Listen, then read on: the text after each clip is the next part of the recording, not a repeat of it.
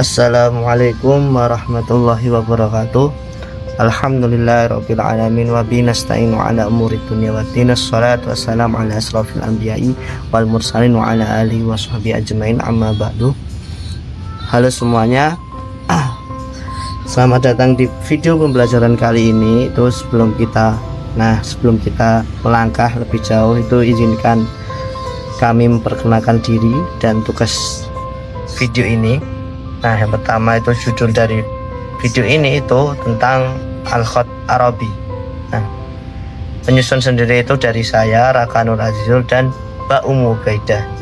Mata kuliah Fiqh Lughah yang diampu oleh Pak Dr. Habibi Muhammad Lutfi, SSMHU. Program studi Sastra Arab Universitas 11 Maret. Nah, hari ini kita akan mengupas tuntas apa itu Khat al-Arabi, bagaimana sejarah panjangnya, terus asal usul dan macam-macam Khat Arabi itu apa aja. Nah, yang pertama mari kita pahami apa itu khat. Nah, secara etimologi khat berarti garis, tulisan, tikungan atau gambar. Namun secara terminologi Khat al-Arabi adalah instrumen atau simbol dari ujaran masyarakat Arab yang dituangkan ke dalam huruf-huruf hijaiyah. Nah, singkatnya itu khat adalah hasil pemindahan dari apa yang diucapkan menjadi sesuatu yang tertulis. Nah, menariknya itu pada zaman dahulu itu bagi masyarakat Arab, tulis menulis itu sempat dianggap sebagai sesuatu yang aib. Karena apa? Karena mereka lebih mengandalkan kekuatan hafalan yang prestisius. Nah, ciri khas tulisan ini adalah dimulai dari kanan ke kiri. Nah, memiliki 28 konsonan dan menggunakan sistem vokal atau harokat. Nah, bentuknya itu juga hurufnya pun fleksibel, bisa berubah saat disambung di awal, di tengah, atau di akhir kata. Nah, lalu kita masuk ke asal usulnya. Nah, dari mana sih asal usul tulisan Arab ini? Nah, setidaknya itu ada 4 pendapat besar yang mendasarinya. Itu yang pertama itu ada di teori Tauqifi. Nah, teori Tauqifi ini, pendapat ini menyandarkan asal usul tulisan pada para nabi seperti Nabi Ismail alaihissalam atau Nabi Idris alaihissalam. Nah, yang kedua itu teori selatan atau bisa disebut dengan teori Himyari. Itu teori ini menyebutkan bahwa tulisan Arab diadopsi dari Mustad Himyari di Yaman. Namun, teori ini dianggap lemah karena model tulisan Himyari yang putus-putus berbeda dengan tulisan Arab yang menyambung. Nah, teori ketiga itu teori utara, Hiyeriyah. Berdasarkan riwayat Al-Balazuri, tulisan ini berasal dari Persia yang kemudian diajarkan di wilayah Anbar dan Hirah sebelum akhirnya dibawa ke Makkah oleh para bangsawan Quraisy. Yang keempat itu pengaruh skrip Nabaten. Nah, ini adalah pendapat yang banyak didukung oleh para orientalis.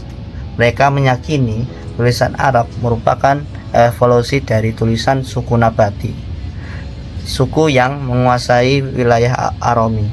Nah, hal ini diperkuat dengan penemuan berbagai prasasti kuno seperti prasasti Namaroh tahun 328 Masehi. Nah, seiring berjalannya waktu, tulisan Arab terus berkembang dari masa jahiliyah yang masih sangat sederhana tanpa titik dan harokat hingga masa Islam di mana dilakukan penyempurnaan besar-besaran untuk menjaga kemurnian bacaan Al-Quran. Nah, selanjutnya akan dilanjutkan oleh rekan saya, Mbak Umu Baidah. Cikidot. Halo guys, di sini saya akan melanjutkan pembahasan yaitu dengan topik sejarah perkembangan tulisan Arab. Yang pertama kita mulai dari masa sebelum Islam atau masa jahiliyah.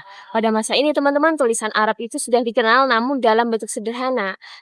Terkadang sudah ada titik pembeda atau yang disebut nuqtah al-i'jam, namun harokat atau nuqtah al-i'rab itu belum dikenal. Nah, pada masa ini, budaya tulis-menulis pun juga masih sangat langka karena orang-orang masih mengutamakan menghafal secara lisan. Nah, sistem alfabet dari tulisan Arab itu pun sesuai dengan abjadun, yang mana berjumlah 22 huruf. Nah, masa yang kedua yaitu pada masa Nabi dan sahabat, yang mana ini masa sesudah Islam ya. Nah, di sini para sahabat itu sudah beberapa yang mampu menulis Arab. Lalu ada pendapat yang mengatakan bahwa mereka sebenarnya belum mengenal nuqtah atau titik pembeda antar huruf. Namun mereka mempunyai kode yang berbeda antar para sahabat. Nah, pada masa ini juga Rasm Utsmani yang kita kenal di mushaf-mushaf seperti sekarang itu muncul. Yang mana inisiatornya yaitu Khalifah Utsman bin Affan. Lalu pada masa ketiga atau masa pengembangan. Nah, masa ini sekitar rentang tahun 605 sampai 714 Masehi. Yang pertama ada tokoh di masa ini yang bernama Abu Al-Aswad Ad-Du'ali, yang mana beliau adalah ulama yang pertama kali mengenalkan tanda baca dalam Al-Quran. Pada saat itu tanda baca tersebut atau harokat kita bisa sebut seperti itu berbentuk titik bundar. Nah, harokat titik bundar pada masa itu digunakan hanya untuk huruf terakhir yang mana berpotensi untuk merubah makna, kemudian dinamakan nuqtah al-i'rab. Seperti contohnya vokal A atau fathah kalau sekarang namanya teman-teman. Nah, pada masa itu fathah masih berbentuk titik di atas huruf. Lalu vokal I atau kasroh itu masih berbentuk titik di bawah huruf. Lalu U atau dhammah itu titik di atas dan di depan huruf. Kemudian tanwin dibuat dengan 2 titik, lalu sukun pada saat itu belum dilambangkan. Nah, faktor yang membuat Abu Al-Aswad Ad-Du'ali ini mengenalkan tanda baca itu karena menyebarnya kesalahan dan untuk menjaga Al-Quran dari kesalahan-kesalahan tersebut yang dapat berpotensi merubah makna. Kemudian ada tokoh yang kedua yaitu Al-Hajjaj, yang mana memerintahkan pada masanya itu seorang tokoh bernama Nasr ibnu Asim untuk menyempurnakan tulisan. Karena pada saat itu Islam sudah menyebar luas di luar Arab ya. Jadi orang-orang Ajam atau orang-orang non-Arab itu kesulitan membaca huruf-huruf Arab. Lalu kemudian dibuatlah titik pembeda konsonan. Pada masa ini juga huruf hijaiyah sudah lebih lengkap. Sudah hampir seperti sekarang, namun belum ada lam alif ataupun tak marbutoh gitu. Sama halnya dengan Abu Al-Aswad Ad-Du'ali, Nasr ibnu Asim ini hanya memperuntukkan tanda baca ini hanya untuk Al-Quran. Kemudian tokoh yang ketiga pada masa perkembangan ini ada Al-Khalil ibnu Ahmad, yang mana mengganti harokat dengan huruf-huruf kecil. Maksudnya gimana? Contohnya vokal A atau fathah itu dilambangkan dengan huruf alif kecil lalu dimiringkan, kemudian vokal I atau kasroh itu dilambangkan dengan ya yang dipotong kemudian lalu dimiringkan, kemudian vokal U itu dilambangkan dengan wawu kecil seperti saat ini ya bentuknya dhammah.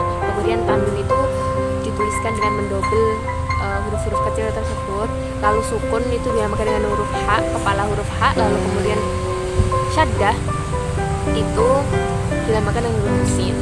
Nah, beliau juga membuat perbedaan antara hamzah qat'i dan juga hamzah wasal.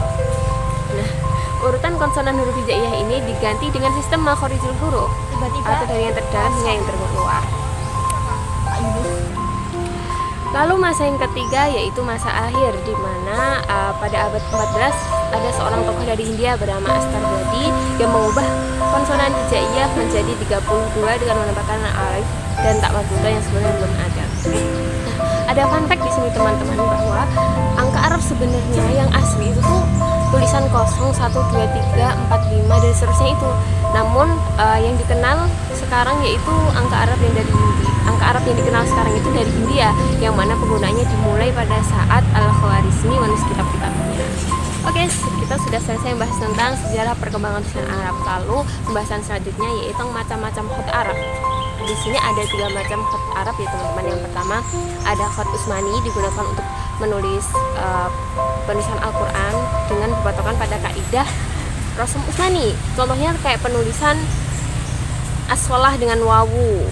Kemudian alamin ain panjangnya itu bukan dengan alif namun dengan harokat fathah tegak. Nah, itu salah satu contohnya. Kemudian ada juga yang kedua ada khot imla'i untuk penggunaan tulisan secara umum yang mana didasarkan pada kaidah-kaidah linguistik. Lalu yang ketiga namanya khot arudi untuk penulisan puisi Arab yang mana disesuaikan dengan bunyi yang diucapkan dan pola atau wazan pada puisi. Sekian dari penjelasan dari kelompok kami. Semoga bermanfaat. Mohon maaf jika ada kekurangan dan kesalahan.